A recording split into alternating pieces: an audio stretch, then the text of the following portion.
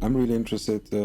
You talked a bit about this between lines, at least the way I understood it, that this crisis that we're experiencing. I mean, do you see it as a crisis, actually? You didn't mention the word crisis, I think.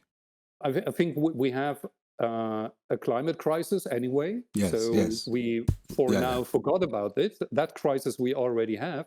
And of course, in many ways, Corona is a crisis as well, of course, on many different levels, like on a personal level. So people feel a crisis situation, but also economically, financially, politically. So, and there's one big difference of that crisis, for instance, to the last crisis we have, was the financial crisis in 2008. You know, so in 2008, the financial crisis was hard to understand, actually. So we all know a bit about that, but financial things are hard to understand. By the way, by purpose, so they make it hard to understand, so nobody can follow. Um, but now this crisis is easy to understand. So it's an it's an obviously clear thing. I don't talk about the details, but it's easy to understand. There's a virus that gets transmitted, and we have to fight it. We have to flatten the curve, and all these things. So it's easy to understand. And the financial crisis was so far away, and therefore all the financial institutions managed to get out of this. So blaming the government or other institutions for that. But right now we have a crisis which is affecting everybody, and it's not so hard to understand. So yes, there is a crisis, but you know that saying that the crisis is also a translation for change. So, and we obviously need that because, as I already said, humanity is lazy. They try to stick to what they have. They don't want to share. Even we are living in a sharing economy. So who actually wants to share? Give me his car to drive and so on. And so, but we have to see that the whole situation is uh, even for climate and also for the corona crisis is to the global south. So they are in worse situation. So, and we can't continue that way because the world is global, as we can see right now as well. So well globally connected. Actually, nobody can blame any other. So we all eat meat. We all have these kind of issues. So everybody can change something. So, and we have to get rid of what somebody called in another book imperial lifestyle. So we have an imperial lifestyle. So, and in the past, it was not transparent. So we didn't know about the working conditions in Chinese factories. We didn't know about the kids who try to get some money from the electronic waste we sent to them. So we were happy about our new smartphone. So, but right now, everybody who's awake, more or less, has to see that these conditions apply to people. So where our products come from and where our waste is going. So, and where kids in Africa make their toxic life out of the waste we are sending to them. So, and we can't hide there. So, and this is the moment where we can step up as humanity, as humans, and say, okay, that shouldn't work anymore, and we have to get it back somehow. So, and don't rely on the politicians so much. And even for that, there are solutions that would make it possible for humans to get rid of these tremendously powerful institutions in between, which is the middleman. As you know, this discussion about the blockchain. So we have the ability right now to get rid of these middlemen who use their power to manipulate. So, and it's not just their fault. So they do what they are supposed to do, like a bank, like a government, and so on. So, but we are not making use out of this technology in the best way possible. So there's always a hype. people buying Bitcoin, and then it's just the same thing in a different shape, you know? So, but we have to see that we are very powerful. We as humans can be very powerful, but then we have to move our ass, you know? So, and of course, I don't take me out of this discussion. I in it as well. So we are, as I already said, lazy. I wouldn't say we are, we are, so there's a discussion. So for centuries, we are discussing about the human image, you know? So is a human good or bad? You know, I believe humans are good. Humans are good and not bad. So they only become bad when there is something in between the two of them, you know? So if there are two persons, one to one, peer to peer, then there's a good chance that they behave in a good way. As soon as somebody becomes part of a larger group, and as if other interests come in, or a third party, yeah, is doing their job, then people become bad. But inside of us, I believe at least, so it's a long discussion since the 15th century, humans are good, you know. But we forgot about that because we went shopping, you know. So we are busy with buying new stuff we don't need. So that's one of the crucial points we have to get back into our heads. But all the institutions right now, let's say, are not the one who tell us, okay, you have the power, you know? So if I'm an institution, it's not like that I say, okay, you don't need me, do it on your own. So, and of course, it's a systematic error, more or less, we have in our institutional system. It's a system error we have to change, and we can change that, you know. So but we have to come get out of this lazy shopping behavior, you know. So if we succeeded with that, then there is a bright future, and then we can deal with that crisis and with the climate crisis and every crisis to come. Okay. Well, basically, when I refer to crisis, of course, the corona pandemic is a crisis that has major implications and impact on us. I think humanity will manage to conquer the coronavirus. I'm sure about that. But when I refer to crisis, and you also talked about that a bit, I really mean, or I go back maybe a little bit. Basically, what I'm saying already for quite some time, like other people, of course. But the two major challenges that we're facing in this decade, from my perspective, is the climate crisis that you've also talked about, and also the challenge of artificial intelligence and what it means for us as humans, what it means for us that we are humans, to be human, what it means to be humane in an increased technological society. And if artificial intelligence will reach human level, it will be interesting to see what happens. Because basically, also my last conversation with Dekai, for example, he confirmed that, is that we are teaching artificial intelligence with our behavior, with our communication, for example, via social media. So in a way, you could say artificial intelligence will be the mirror of us as humans and humanity. And a lot of people are not aware of that. So to round it up, what I'm saying, talking about the crisis, I think we have these two major challenges about, on the one hand, how do we teach artificial intelligence? And I always see artificial intelligence a challenge to our mind. And on the other hand, how we treat the environment and see this as the challenge to our body, because it's where we live. And I believe that the corona pandemic now does initiate a deep economic crisis, except if, all laws of economics that we know will be refuted, could also be. But from what's happening, we're going to face a very deep, deep crisis. And I believe that this is the biggest, it's actually, beside of the fact that a lot of people will suffer because of poverty and everything.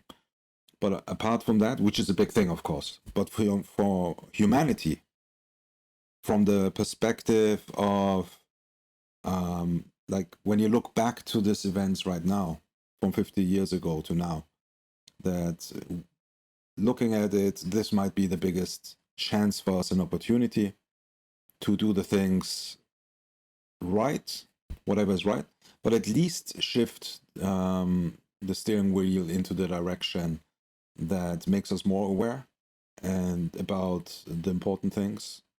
And in this sense, it's the biggest blessing from my perspective, what's happening right now.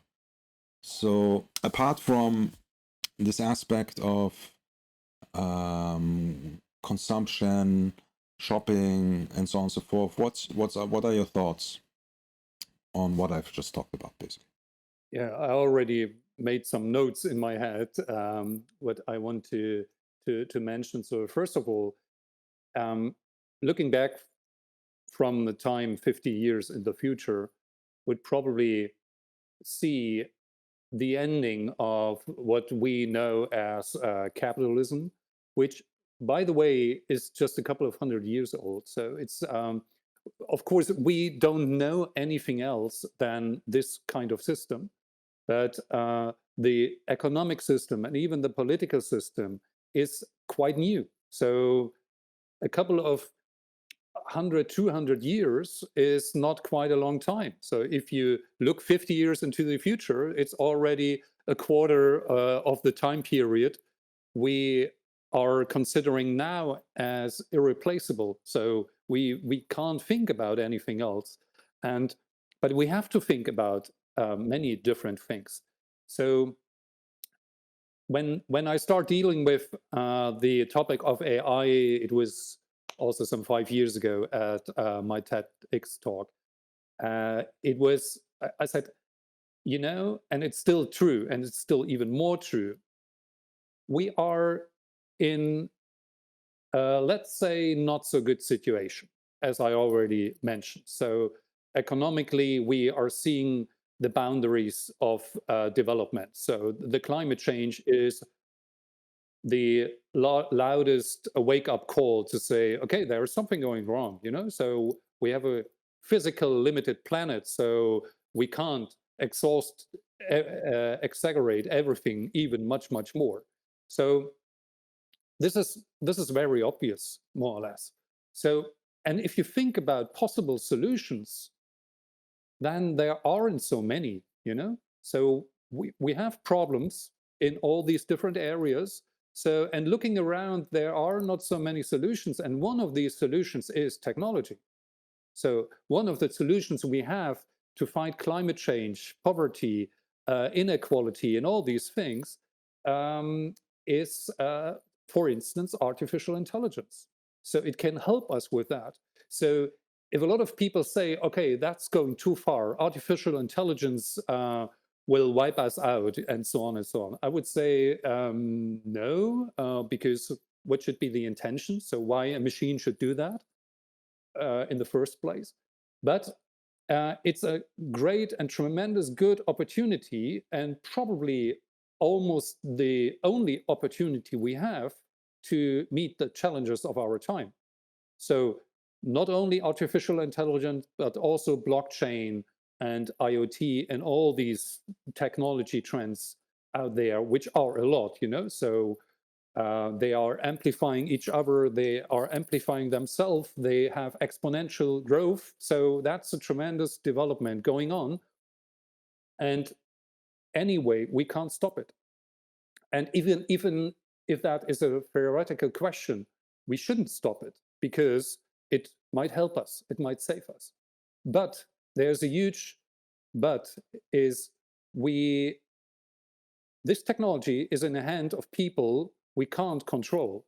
They control us. We can't control how artificial intelligence and all these other technologies are dealt with. So of course, if there is a company which is reliable and is doing things in the right way and has a great mission and vision, fine, but this might change. So in that case, I like to refer back to an article your sister wrote, I would say 5 years ago.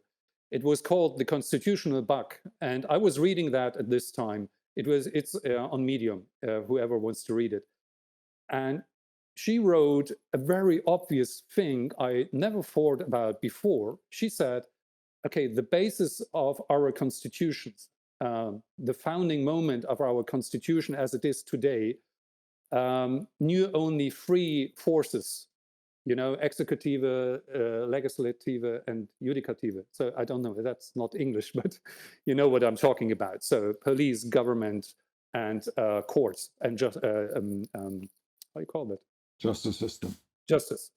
So, and she wrote, which is completely right, that there's one big, powerful party missing at the table, which is extremely powerful today, and which is probably the most powerful party in our society today, which is private corporations. So private property didn't exist at that time in the 15th century, I think. So it didn't exist. So, but now they are really existing. We know how powerful Facebook, Google, and all these companies are. So how powerful they are. And the technology we are talking about is in the hand of these people. So if they are good, that's fine. But if they change their mind, we can't control it. And for instance, we have a lot of discussion about, for instance, the use of an app tracker for the coronavirus right now. I don't know how it's in Austria, but in Germany, so it was supposed to be launched in April. Now, maybe in the next couple of days, the government will show an app which is supposed to track people and in that way to reduce the spread of the virus. So there are a lot of concerns about, big data, privacy, and all these topics. So, and now we have to face a situation that we didn't deal with these topics beforehand. So the impact and effects of artificial intelligence, the way data are collected, and so on and so on. We could right now use a lot of technologies, technological advances to help us fight the virus, but we are stepping back because we are afraid of using it because of data security, privacy, and all these issues.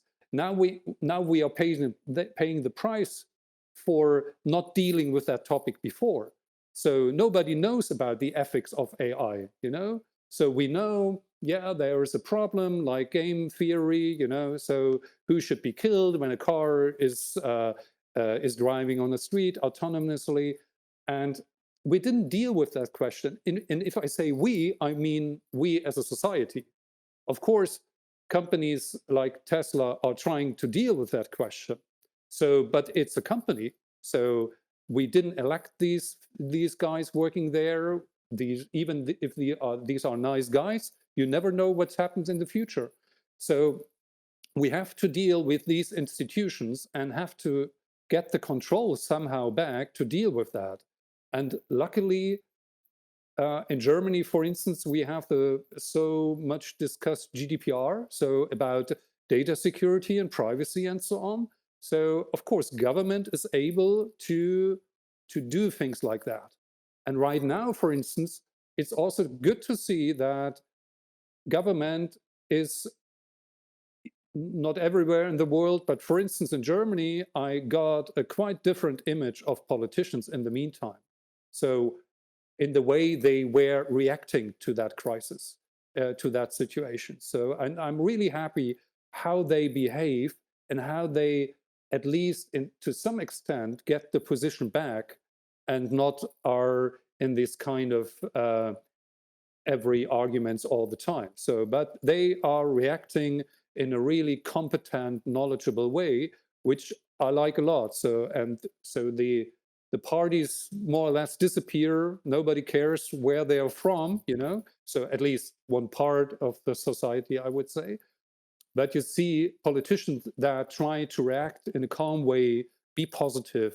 And so that is also in terms of the power and who is having the power to change future circumstances, it's a really an important thing. So we have to deal with that question, and now we pay the price with that we didn't deal with that question before, to say it again, because we were busy shopping, So shopping and watching casting shows on TV. So keeping people busy, with these kind of silly things. Even we don't need anything anymore. So we forgot to think about really fundamental questions, which guide us into a better future with the help of technology, but controlled by us as a society and the way we see it.